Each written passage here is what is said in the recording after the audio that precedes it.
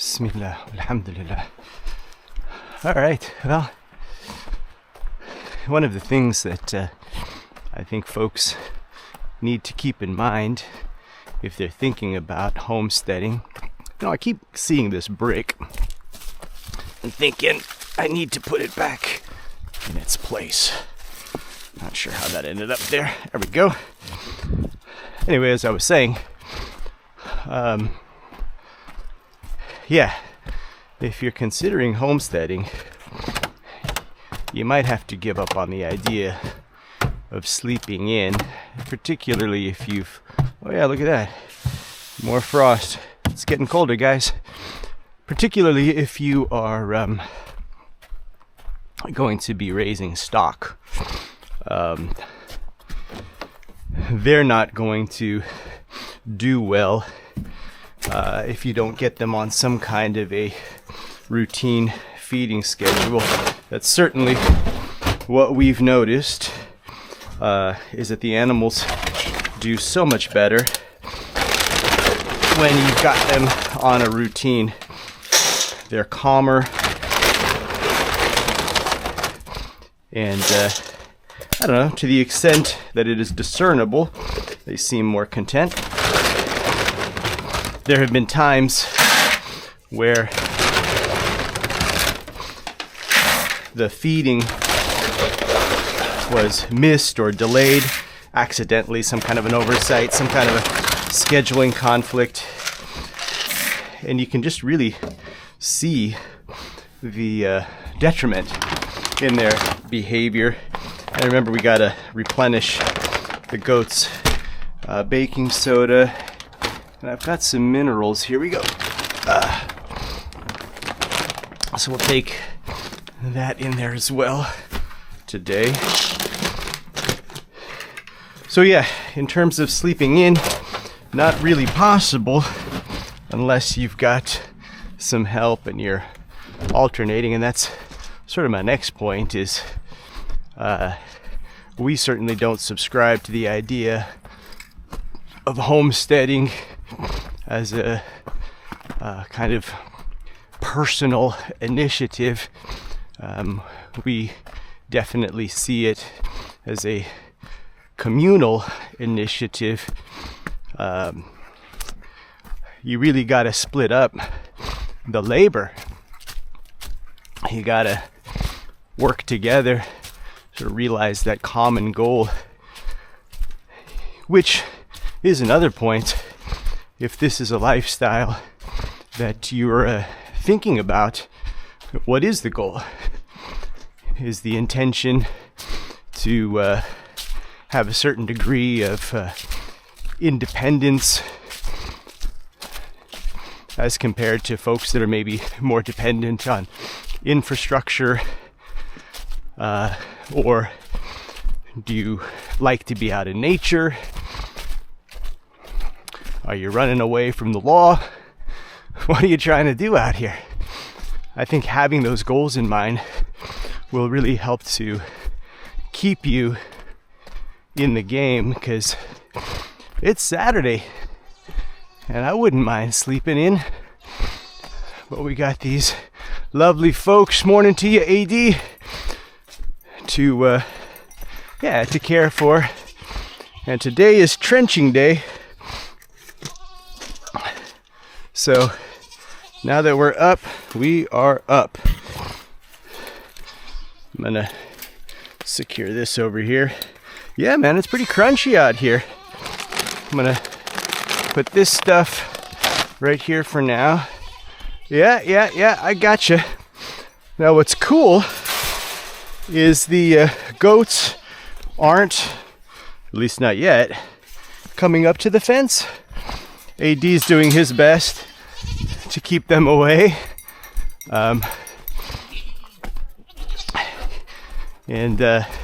I don't know, maybe they're learning the fence a little bit. Not sure. Different approach, by the way. I'm emboldened by the fact that they weren't all at the fence, and I brought the bucket in here. We'll see if I can get it into their pails without them destroying me in the process. sometimes I can enlist AD's help. If they start to mob me, he'll sometimes be helpful. There you go. There you go. Yeah, he saw them mobbing me.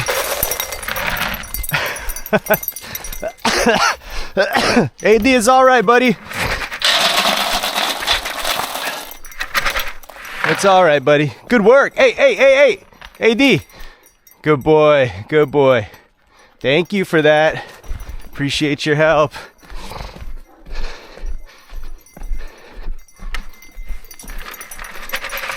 All right. Let's go get your food, buddy. He's sniffing on Bandit's rump. She may have gone potty or something. He likes to check out what's going on. You ready for your food? Yeah? Well, let's get it.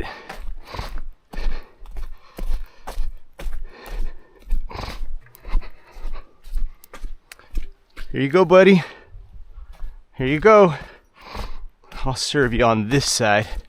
This little pen here, this chain link pen, we put this up when the does, Floor and Trouble, were getting ready to have their kids. And we put it up there initially with the idea that we would keep AD penned up while they had their babies. We were a little concerned about all of the, I don't know, noises or sights, smells, kind of getting him worked up. Plus, we didn't know how he would react to these new babies, if he would hurt them, not out of malice, but out of curiosity. Eat your food, buddy. Eat your food. Eat your food. Go ahead. Eat your food, buddy. Anyway, he didn't last 24 hours in that pen. He busted it out, and we realized very quickly that that wasn't going to hold him.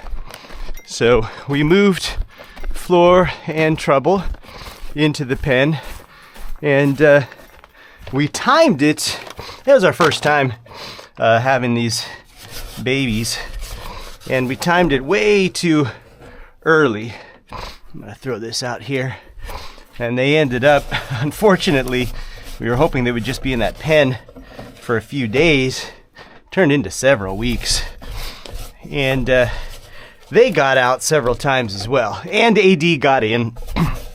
It's kind of a nightmare. So for anybody that's planning on doing this, our experience with chain link, as it relates to both livestock guardian dogs, what they also call LGDs, and goats, chain link in our case did not work out. There may be ways to reinforce it. I don't know. Maybe the particular quality of that fence was a factor. Again, I don't know, but I wouldn't recommend it. Admittedly, there you go. See, don't those minerals look better? Admittedly, we went with the chain link because you could get a larger pen for less money. Yeah, wasn't the best decision. It ended up working out okay, but literally every morning I'd come out here with some galvanized wire to effectively suture the openings in the fence that had been created overnight. I'm gonna take this stick. I think they're water. It might be frozen. Let's check that out. Yeah. So that'll break up on its own over the course of their day, but you know, they might get thirsty now. So let's make sure they've got something to sip on. And once we're done with this, I'm gonna go ahead. There we go. Hey D, knock it off, buddy. Arr, arr, arr, arr, arr.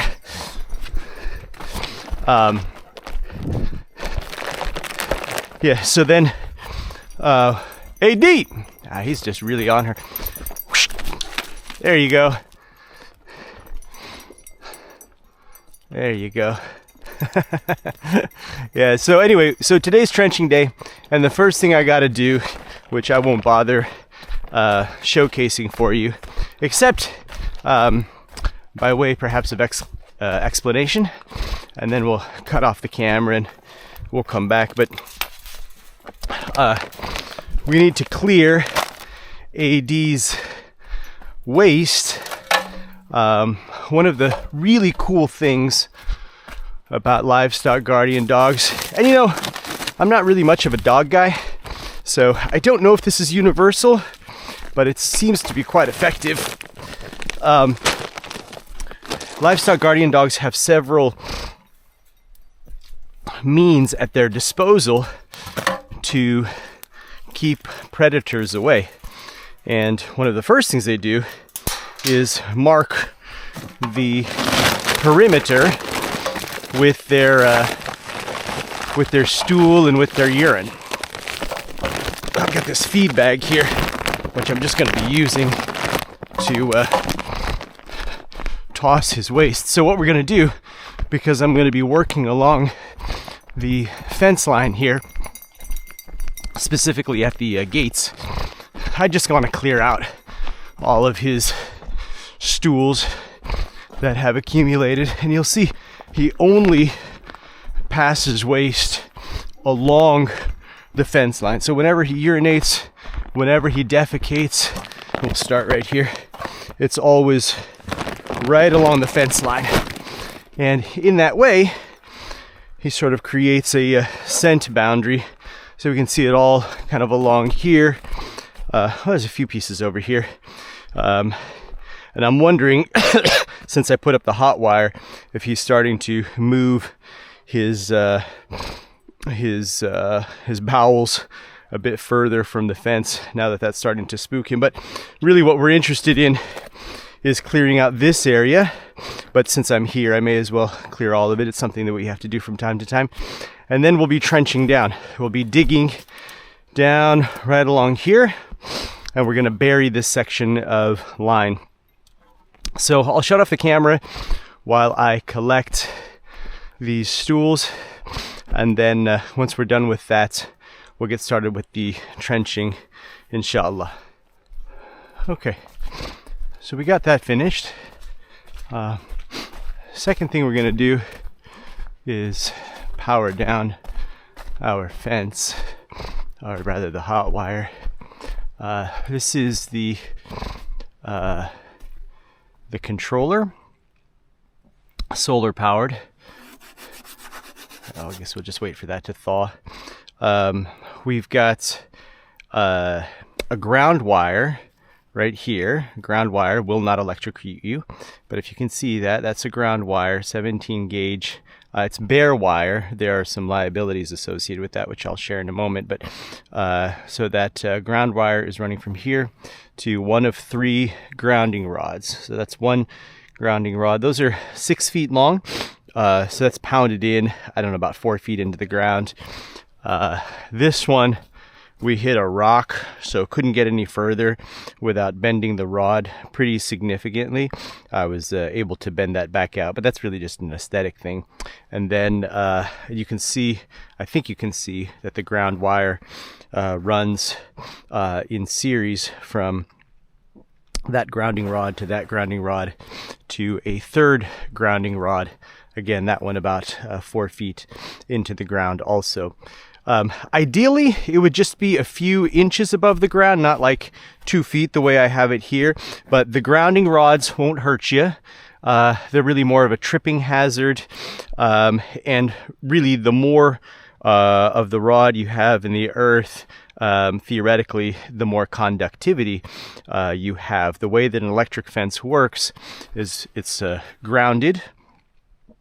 So that's one end of the circuit, and then you've got the live wire that runs off of here and goes all the way around and comes back here.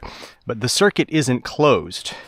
And so you've just got this electricity. Now what happens is if I touch the wire, or the animals touch the wire while I'm standing on the ground, that effectively closes the circuit, and that's what delivers the shock.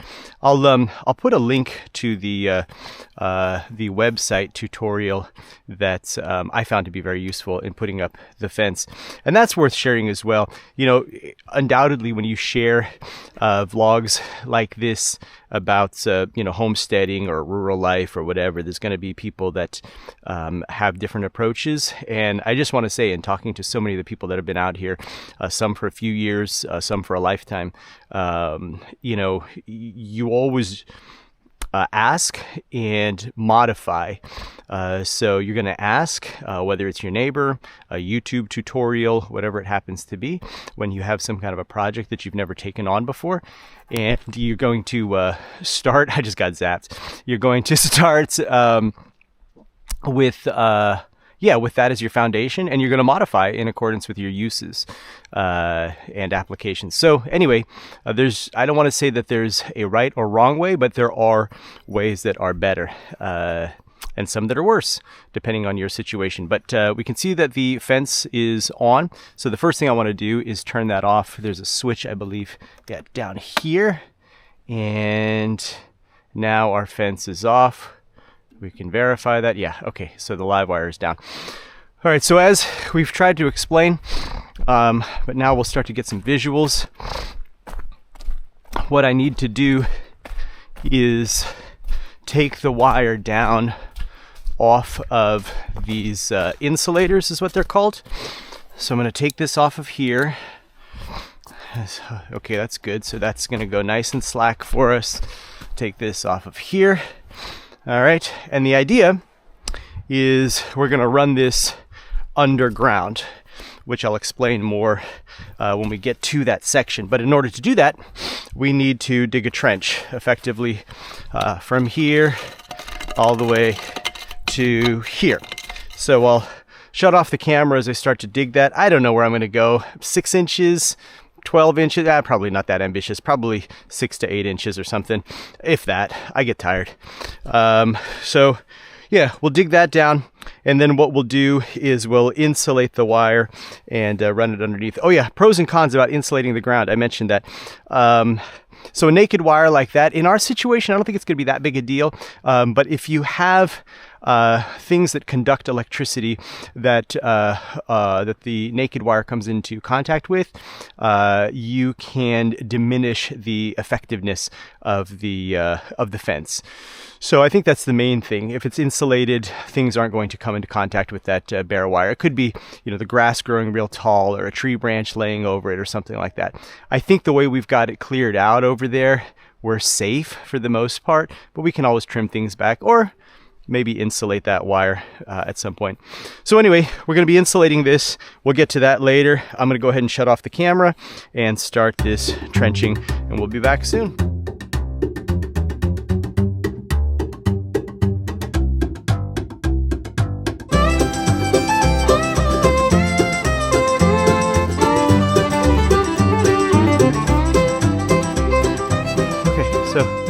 We're just about at the halfway points.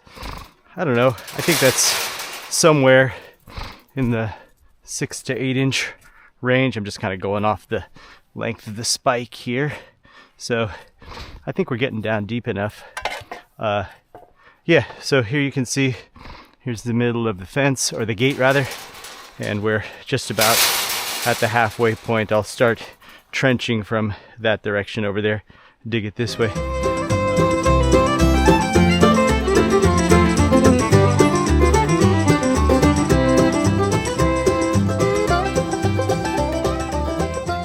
Okay, so we're all done. We've completed the trench. I don't know, I didn't time, but I'm gonna say that probably took a couple of hours, and not an insignificant amount of dirt here, which we will use to backfill once we're done. The next steps, we're gonna go ahead and secure a couple of insulators to these 4x4 posts. Aisha right now is trimming some scrap lumber that we will affix to this gate here, and then inshallah you'll see how it all comes together. Okay, so we're going to secure this. I've turned off the energizer here. We're going to secure this insulator right here, and we'll put the wire over the end of that. So we'll see how this goes.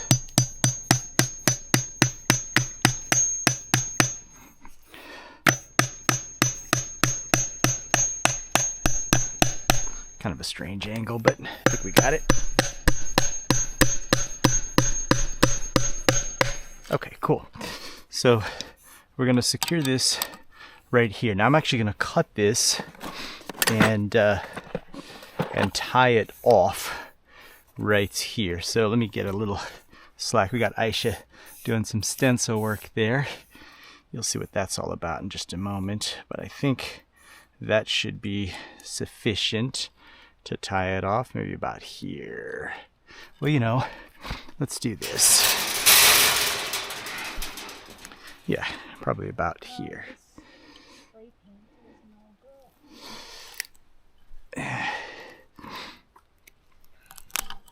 Cool. And we'll take up some of the slack here, wrap that around. And this doesn't have to be fancy, just maybe a double overhand or whatever. Any Boy Scouts watching this can let me know if there is a better alternative. But the idea is we just don't want it to be loose.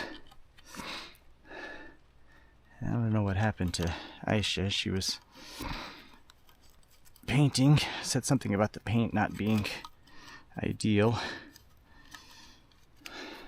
I'll take this off and get this secured. That's somebody sending a phone message. Good, and we'll do one more if I can get it.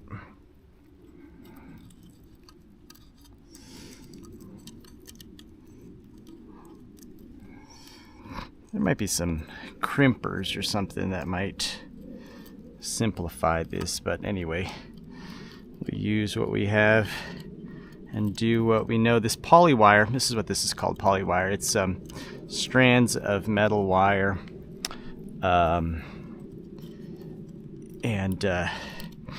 plastic or nylon or something like that. Let's see if that's good.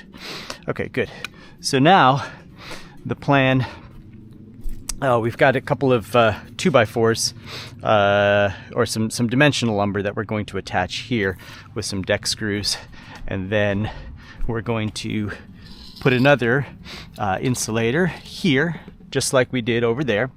That'll be secured there, and then this will come over here and it'll be secured right there. Then we'll be able to open and close that. Now the issue is this needs to complete a circuit, and of course there will not complete a circuit, but the wire needs to be attached, and so that of course is a dilemma, but that's what our trench is for, and you'll see how that works. A little bit splicing and we should be in business. So I think when we get back here we'll have that insulator over there set up, and we'll have this insulator over here set up, and we'll start to we'll splice the wire down into the trench, and we'll see how that goes. Okay, just give you guys a little bit of an update on how this is going. So we finished the trench work, and this is the hot wire that was originally here. We've secured it now to this 4x4, and it's going to come around to where Aisha had cut and stenciled these pieces of dimensional lumber, and now it's secured there. And then rather than continue, you can see where we've secured the remnant of the hot wire here. So the issue is we need something to bridge this gap here.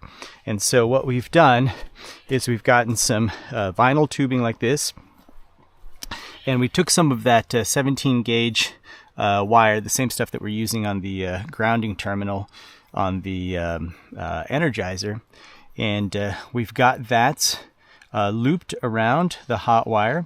It's going through the vinyl tubing into the trench and then passing through this plastic tubing here.